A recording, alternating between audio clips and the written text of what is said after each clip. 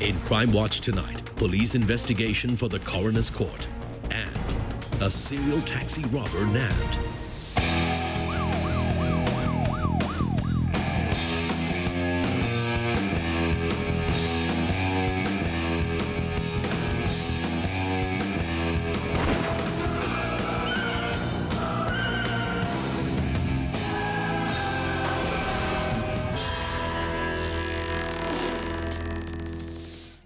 Hi, welcome to Crimewatch. I'm ASP Jessica Ang. Cases in which death is sudden or is suspected to be by unnatural means will be classified by the police as coroner's inquiry cases, and the inquiry is held here at the subordinate courts. The aim of a coroner's inquiry is to establish the cause of death, and the coroner does this with the help of the police. The story we're about to show you was particularly challenging, as unlike normal coroner's inquiry cases, there was no post-mortem done. Yet, this didn't stop the police from investigating thoroughly to confirm if the deceased, in this case a young girl, had died a natural death, and if not, to ensure a coroner's inquiry was held and the cause of death established.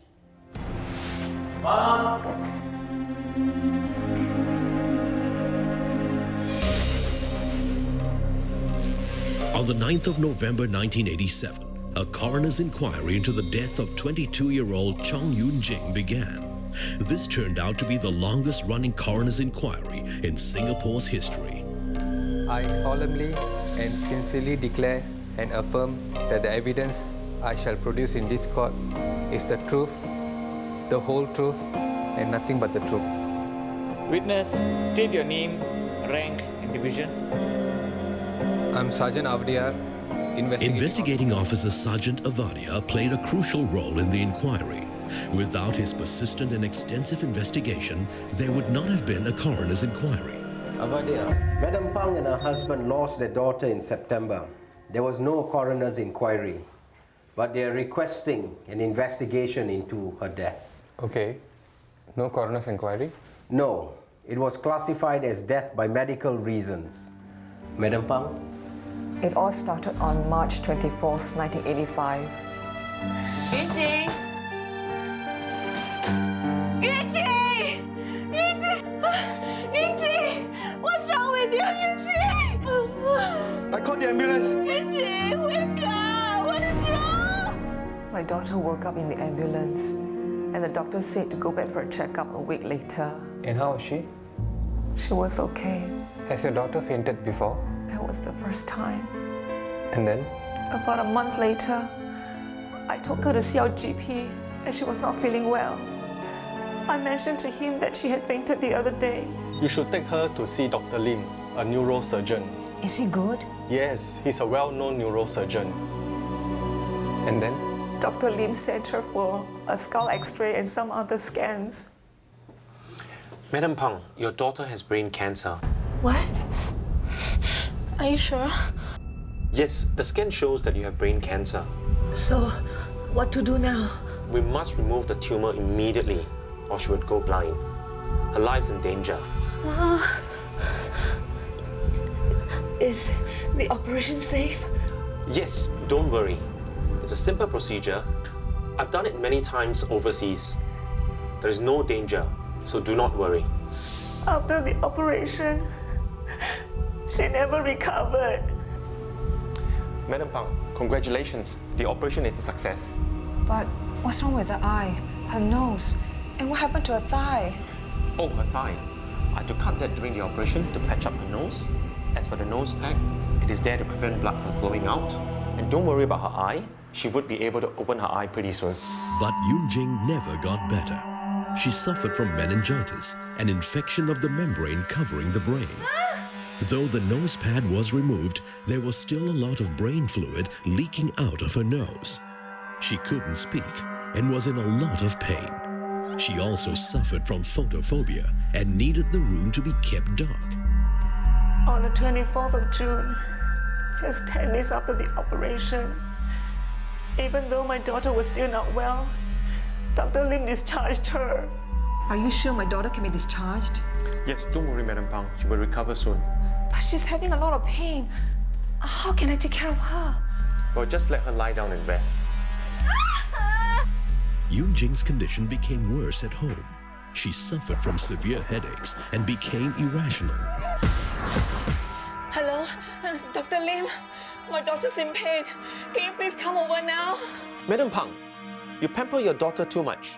I'm not free to go over to your place. The second night, when she became worse, I called Dr. Lim again. Madam Pang, you are disturbing me with your phone calls. Good night. I didn't know what to do. So we sent her back to the hospital, where another doctor attended to her. They operated on her again. But Doctor, are you sure? Are you sure, Doctor? Can't you do anything about it? Till the day Yoon Jing died, it was uncertain if she suffered from pituitary tumor or brain cancer. Don't go yet, please. Don't leave me.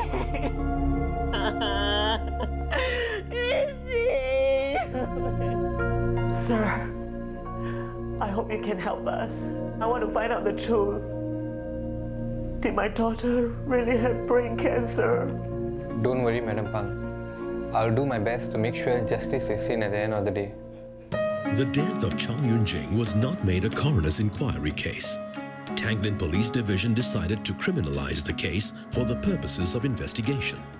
And I.O. Avadia did this under Section 304A of the Penal Code, death caused by a rash or negligent act. And I.O. Avadia had to make sure there was sufficient evidence to warrant that. More after the break.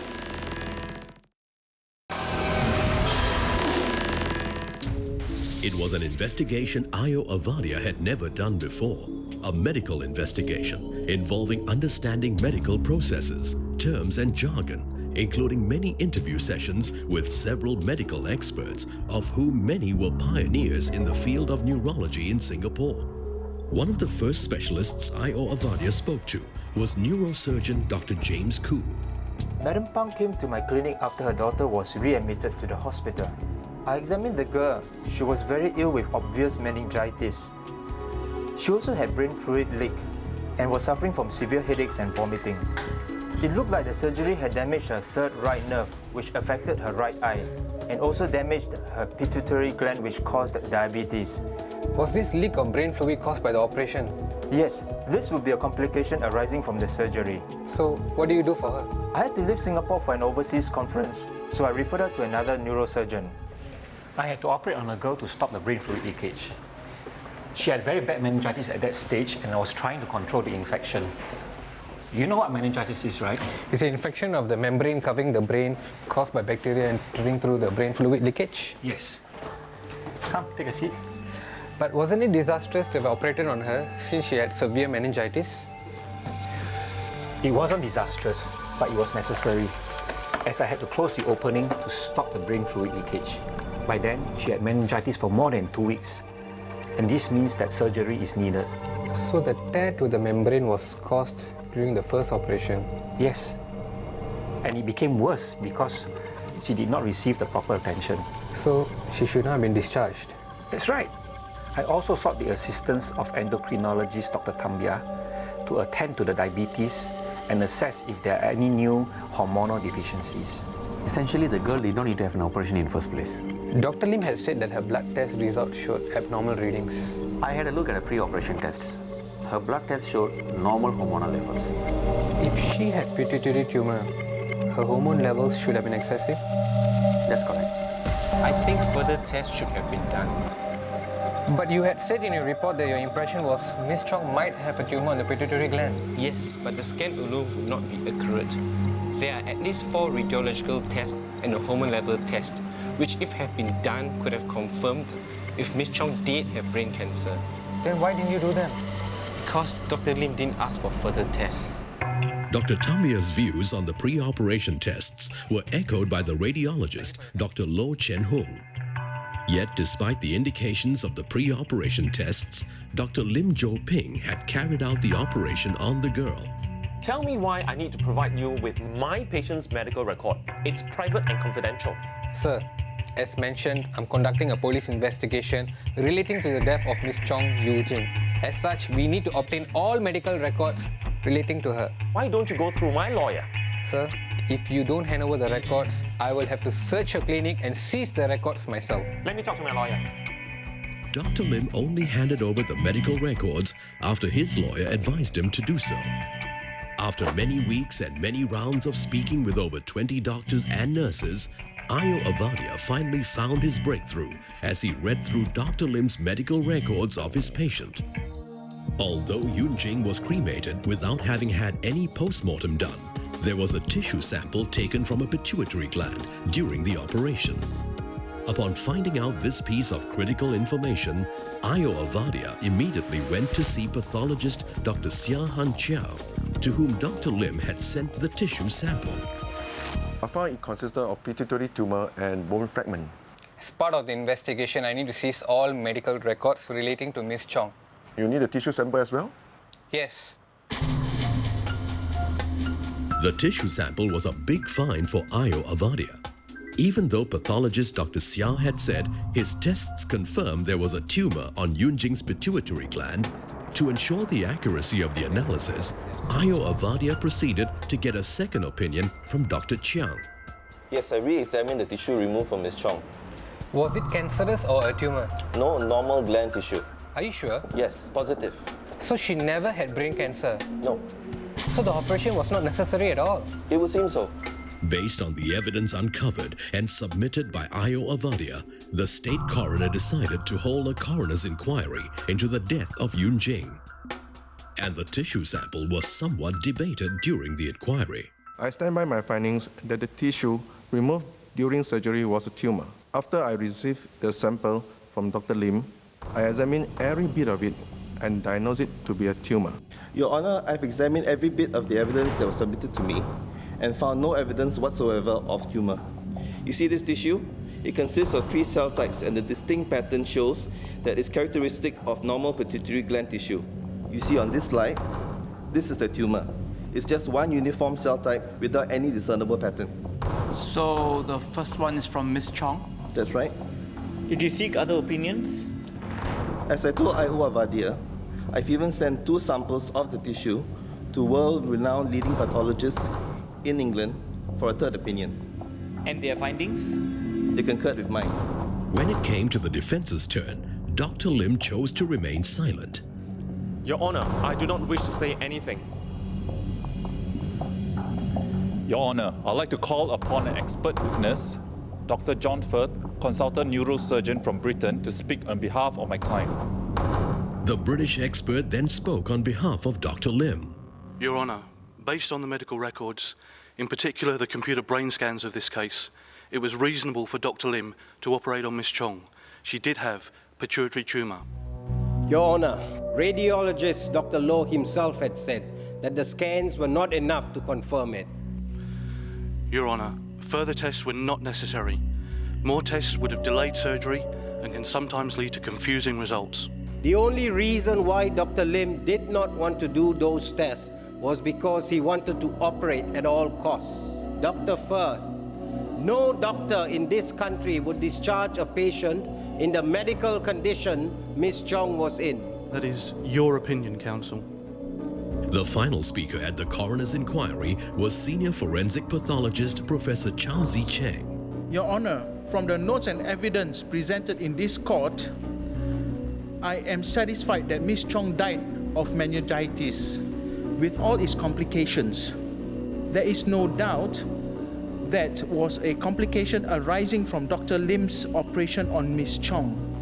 In this sense, there is a causal link between the operation and the cause of death. Miss Chong was discharged from the hospital by Dr. Lim while she still had symptoms and signs of CSF leak and meningitis and was still on intravenous injections. And on the question if there was a need for the operation in the first place, personally, I support the cautious approach. It is essential to evaluate a case fully before surgery is considered. After 27 days of deliberation in the coroner's court, State Coroner Lim Keng Seong was ready with the verdict. From the evidence before me, I am satisfied that Dr. Lim was negligent in his misdiagnosis of the deceased and in carrying out an operation that was unnecessary. He should have conducted further tests on the deceased before he performed the surgery. Tests which would not have put the deceased at risk to her body and health, and which were readily available at the time of the diagnosis. Dr. Lim was clearly responsible for causing the deceased to suffer meningitis, as it was the direct result of the operation. And the dreadful disease persisted right up to her death. I hold Dr. Lim criminally responsible for the death of the deceased.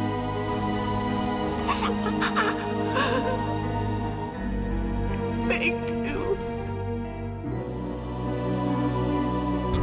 Dr. Lim Jo Ping, an Indonesian, was subsequently suspended by the Singapore Medical Council. His employment pass was also not renewed. This is one of the most complicated cases assigned to me, totally unfamiliar with the medical term, processes and condition. I had to solicit the assistance of various medical experts and nurses who are reputable in their own field. One unforgettable moment is when the late Professor Chow Chi Seng purchased for me a medical dictionary, and I make reference to it whenever I'm conducting any medical investigation. I'm extremely grateful to these medical experts and nurses to make me understand in simple layman terms while conducting investigation, so that I could gather all the investigative findings and to present it to the state coroner. Ayo Avadia has continued his career in the SPF investigation field and progressed through the ranks. Today, he is leading the investigation branch of Jurong Police Division. Without the painstaking and thorough investigation work carried out by Ayo Avadia, the negligence committed by neurosurgeon Dr. Lim Jo Ping would not have surfaced, and the true cause of Chong Yun Jing's death would never have been found. The possible verdicts reached in the coroner's inquiry include suicide, misadventure, open, and death caused by criminal negligence. A suicide verdict is recorded when the coroner is satisfied that the deceased intended to and did take his or her own life. A misadventure verdict is recorded when the death resulted from an accident caused by the deceased's own fault or by events beyond human control. The case will be closed following a suicide or misadventure verdict. An open verdict is recorded if the circumstances in which death occurred are not clear.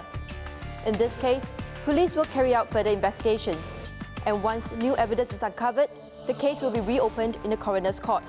If death was caused by criminal negligence, the findings will be referred to the Attorney General's chambers for advice as to whether or not anyone will be prosecuted.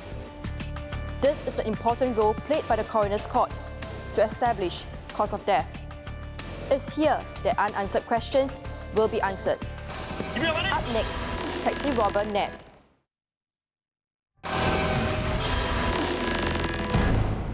Last year, there were 49 reported cases of taxi drivers being robbed. This is a drop from 57 the year before. But again, low crime doesn't mean no crime. And taxi drivers are still sometimes seen as a vulnerable victim by would-be robbers.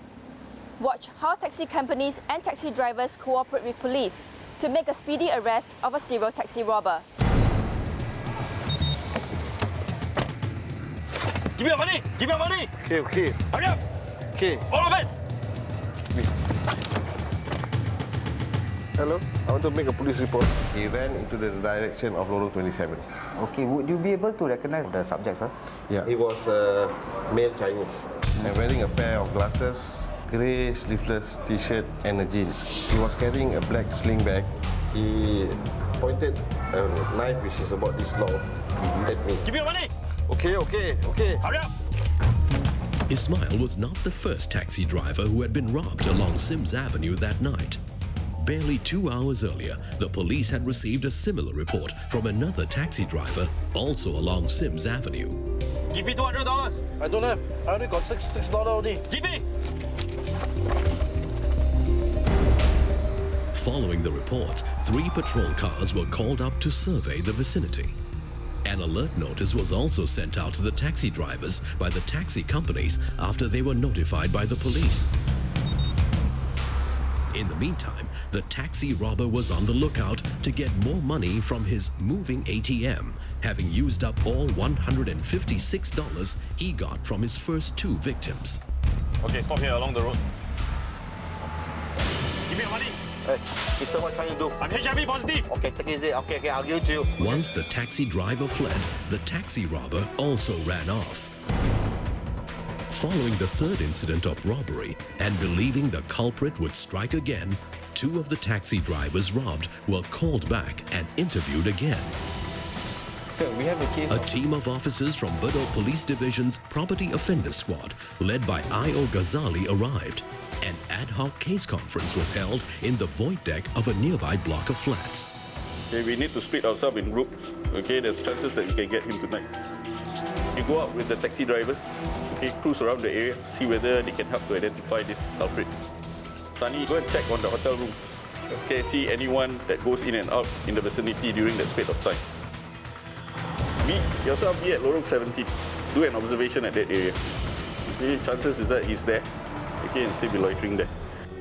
Meanwhile, the taxi robber had gone into hiding after the last unsuccessful attempt. He took time to calm himself before his itch to gamble roused him to strike again.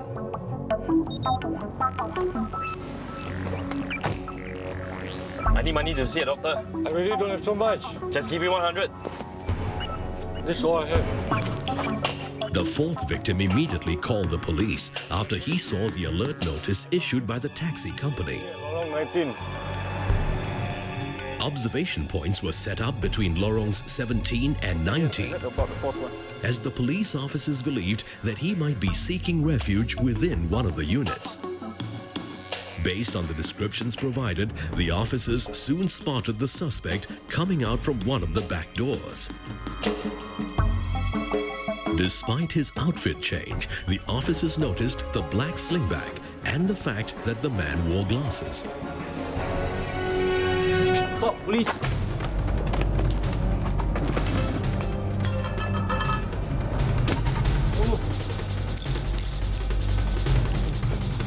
Somebody search him. Found a knife. Chok Chin Chong was charged in court for 4 counts of armed robbery and 1 count of possession of offensive weapon. He was convicted and sentenced to 5 years imprisonment and 18 strokes of the cane. The detailed descriptions provided by the victims in this case played a crucial role in the swift arrest of the suspect within 2 hours after he committed the last robbery. When confronted by a robber, taxi drivers are advised to remain calm and not to put up any resistance. Instead, pay special attention to the physical appearance of the suspect. Note any distinctive features and call the police as soon as it is safe to do so. We've come to the end of this episode of Crimewatch. If you have any feedback, feel free to drop us an email. I'm ESP Jessica Ang, signing off.